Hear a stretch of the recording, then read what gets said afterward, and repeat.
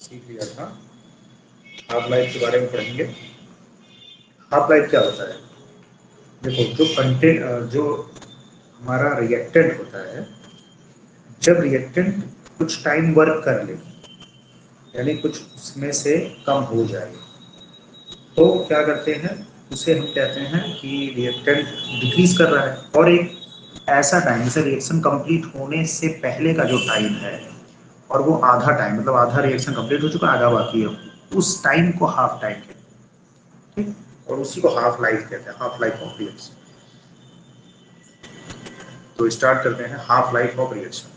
मतलब रिएक्शन एकदम मिड में आ गई है, इस आधा टाइम इतना लग गया, अब आधा और लगेगा, उसी टाइम को हाफ लाइफ कहते हैं ना, half life of reaction. Start करते हैं half life of reaction.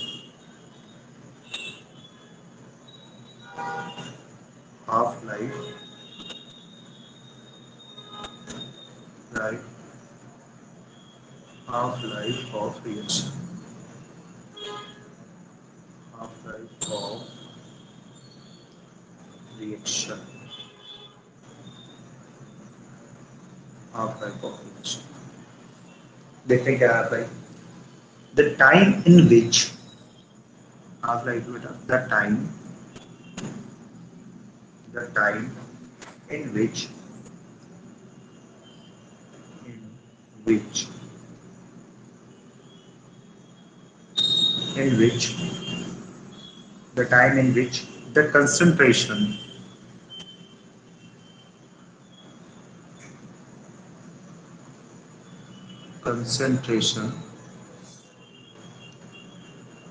in which the concentration of reactant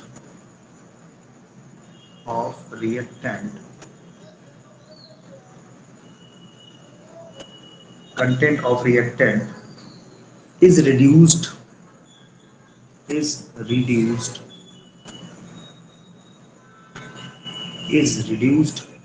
to one half reduced to one half reduced to one half of its initial concentration. Initial concentration.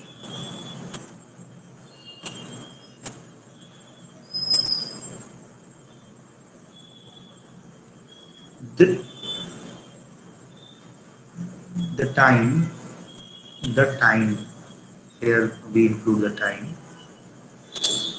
Wait a minute, students. Mistake हो गया. Mistake. क्या लिखना है यहाँ पे? The time. The time. The time in which the concentration of reactant reduced to one half of its initial concentration is called half-life reaction. है ना? अब एग्जाम्पल देखते हैं. For a reaction, for a reaction, for a reaction, for a reaction, reaction है R2B, ये बेटा reaction.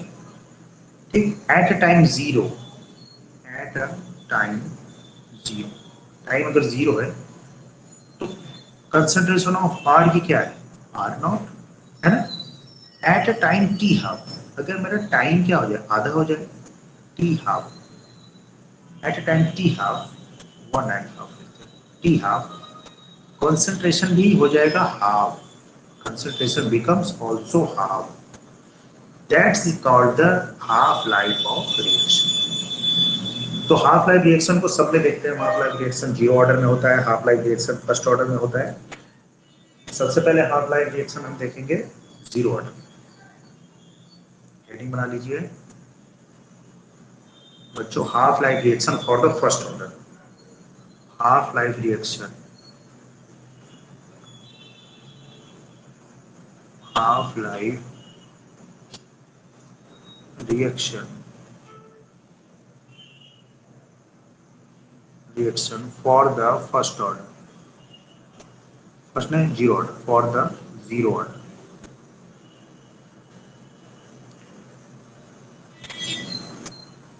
The zero order, half life reaction for the zero order.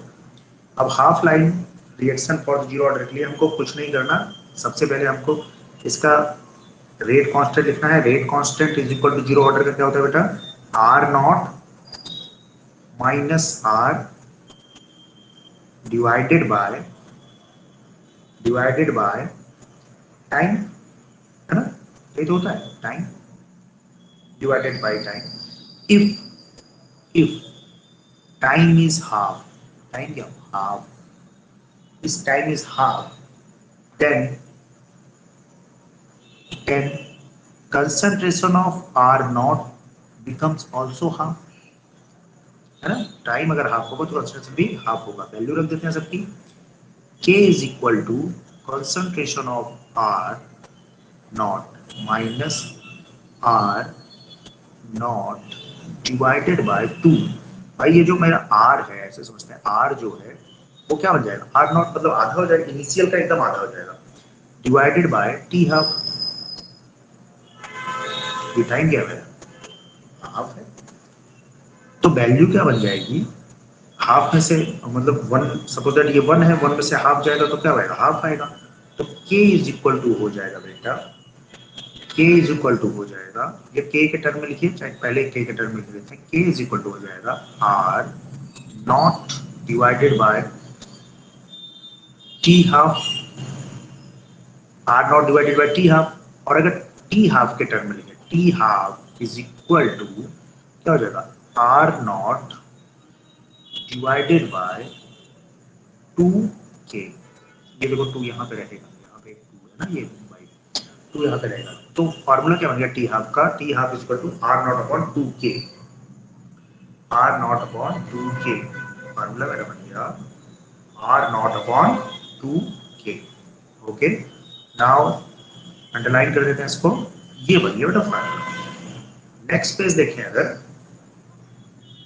Next page देखते हैं, half life of zero order reaction. Next page में देखते हैं कुछ important, half life of reaction, half life of zero order, zero order, half life of zero order reaction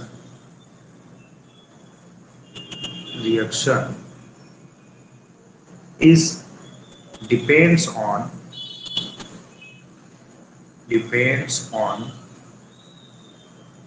it depends on initial concentration of reactant, initial concentration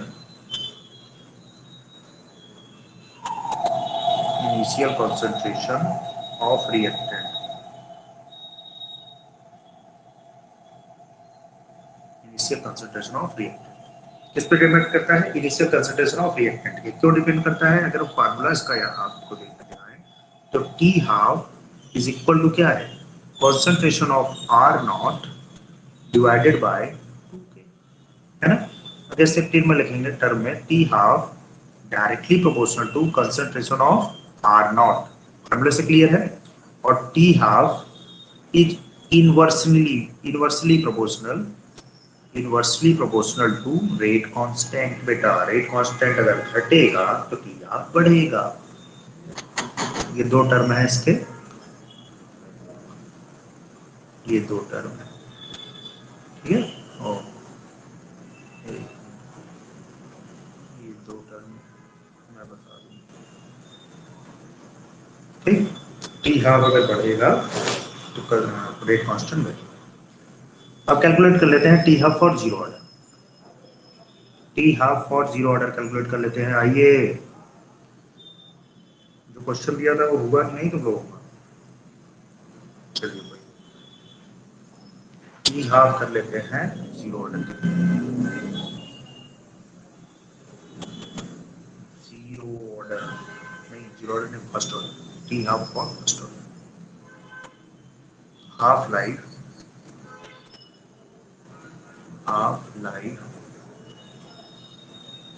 for half life for first order reaction, first order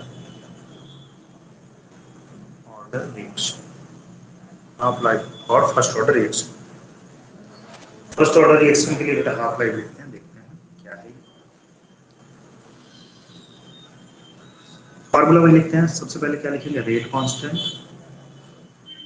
rate constant, rate constant यानी के की value first order के लिए क्या होती है, याद करिए क्या है, 2.303 डिवाइडेड बाय टी, है ना, log concentration of R naught divided by concentration of R naught divided by R, okay, यही है फार्मूला। और एट अ टाइम ऐसे लिखते हैं, at time, time is equal to क्या हो जाएगा बेटा मेरा, टी हाफ हो जाएगा, टाइम टी हाफ हो जाएगा, ठीक। तो वैल्यू क्या बन जाएगी, पुट कर दो वैल्यू, क्या अगर टाइम टी हाफ होगा तो क्या हो जाएगा, आर, आर बन जाएगा बेटा, आर कन्वर्ट हो जाएगा किसमें, आर नॉट बाई टू में, आर नॉट बाई टू में। तो इसको हम देखें कैसे कर सकते हैं, ये बन जाएगा फार्मूला, टी मतलब K is equal to 2.303 divided by T half, क्योंकि टी हाफ की बात कर रहे हैं, log concentration of R not divided by, अब देखो आर की वैल्यू है तो आर की वैल्यू क्या लिखेंगे, concentration of R not divided by 2, और ये 2 ऊपर चला जाएगा तो बन जाएगा k is equal to 2.303 divided by T half log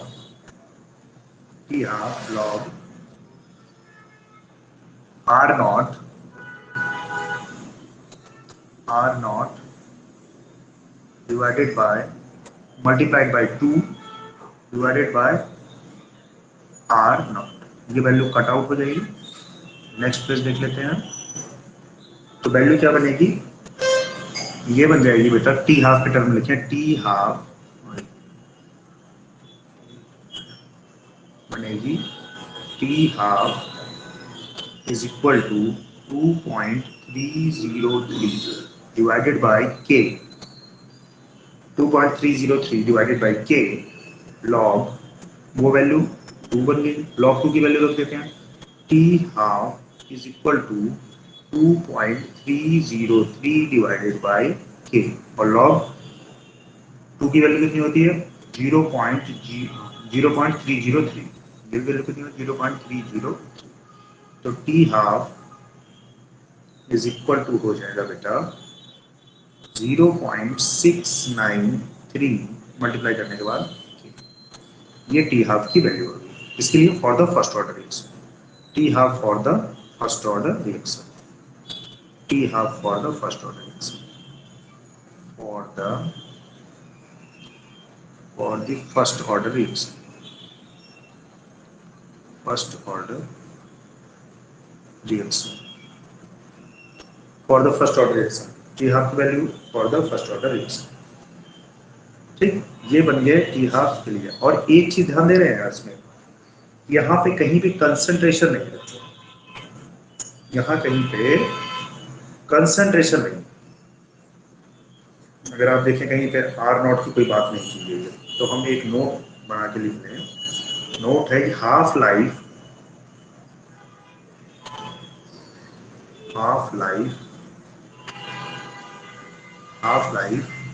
is independent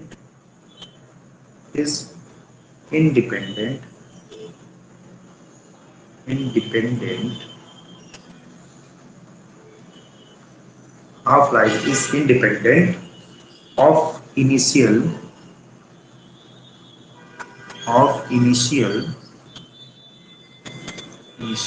concentration, initial concentration, half-life is independent of initial concentration, ये बहुत बड़ी बात है। जैसे अगर आपको मतलब रिमेम्बर दोनों यहाँ पे लिख के दिखा दूं आपको। जीरो ऑर्डर के लिए क्या है, जीरो ऑर्डर के लिए जीरो ऑर्डर, ऑर्डर यहाँ पे लिख देते हैं जीरो ऑर्डर, और यहाँ पे लिख देते हैं फर्स्ट ऑर्डर, फर्स्ट ऑर्डर।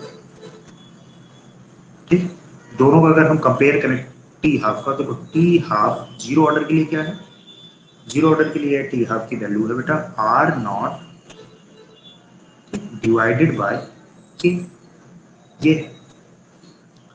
और फर्स्ट ऑर्डर के लिए टी हाफ की क्या वैल्यू है, T half is equal to 0.693 divided bye,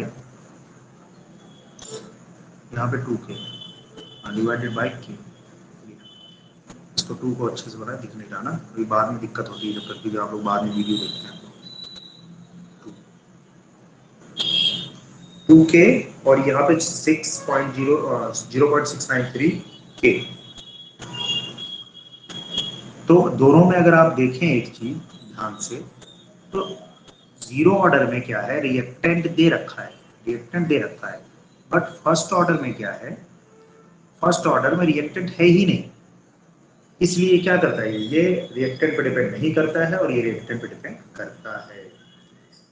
ठीक, ये मत भूलिएगा, बहुत जरूरी चीज है ये। हाँ, बिल्कुल सही। ओके ओके, मैसेज आ रहा है मेरा। ठीक ठीक, कोई नहीं। अब मैं एक काम करता हूँ, जीरो ऑर्डर के लिए कुछ क्वेश्चन आंसर करा देंगे बेटा। बात यह है ना कि एक सीरीज जो चल रही है इसमें हम इसको कवर कर लेते हैं, फिर हम जो है आगे बढ़ लेंगे। एक छोटा सा टर्म इसी में पढ़ लेते हैं, स्यूडो ऑर्डर रिएक्शन पढ़ लेते हैं। स्यूडो ऑर्डर रिएक्शन कुछ है नहीं, बस एक टर्म है, पढ़ लो, जरूरत पड़ सकती है। Pseudo order reaction, pseudo order, order reaction, pseudo order reaction जैसे zero order, first order, pseudo order. तो नोट करें, केमिकल रिएक्शन, केमिकल रिएक्शन, देखो टॉपिक कोई नहीं छोड़ना, सब पर कवर करना है। Chemical reaction between, chemical reaction between two substance, two substance, chemical reaction between two substances when one react is when when one react one reactant is when one reactant is when one reactant is present in excess, present in excess quantity, quantity, quantity या amount जो आप लिखना चाहें, present in excess quantity। Example देखते हैं, example में जैसे hydrolysis of ethyl acetate, hydrolysis of, hydrolysis of ethyl acetate,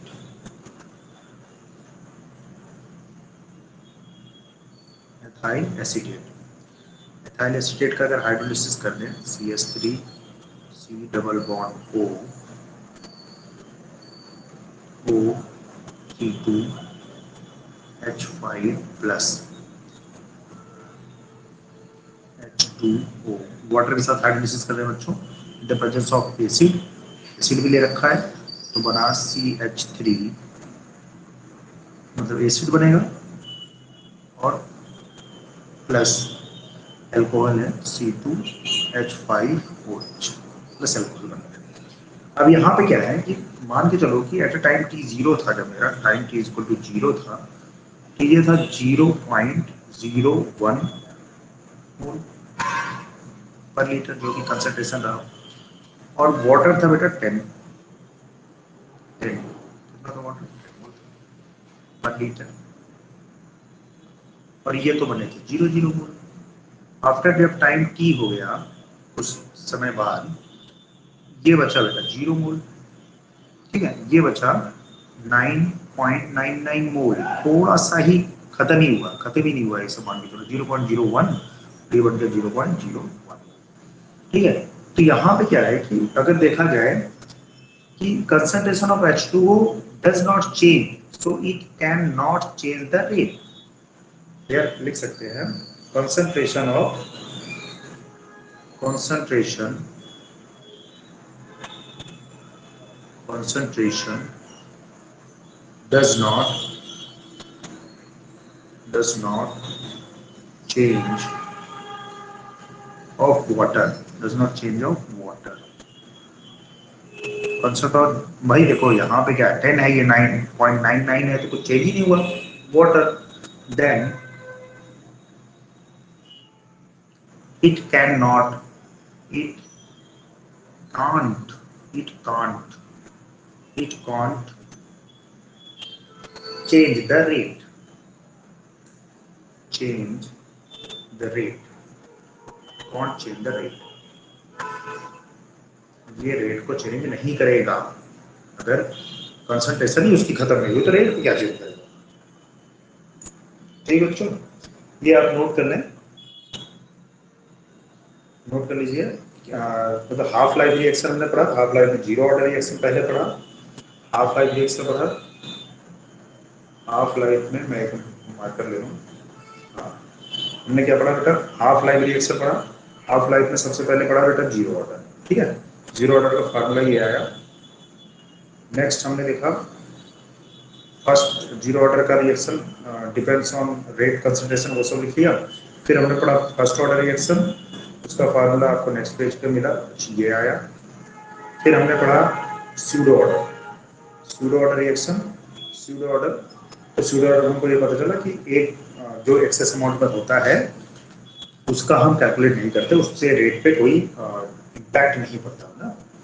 तो ये आज हाफ लाइफ हमने पढ़ लिया। अब आपके मुझे क्या लगता है कि सिलेबस में ज़्यादा कुछ बचा नहीं, ये हम पहुंच जाएंगे टेम्परेचर डिपेंडेंसी पर, आगे थ्योरी है, दो एक दिन का लेक्चर और है, इसके बाद ये कंप्लीट हो जाएगा ना बच्चों। थैंक यू सो मच, फिर मिलते हैं नेक्स्ट क्लास में, ठीक है। स्कूल में पूछ लेना, मैसेज कर रहे हो अच्छी बात है, स्कूल पूछिएगा, ठीक, बाय।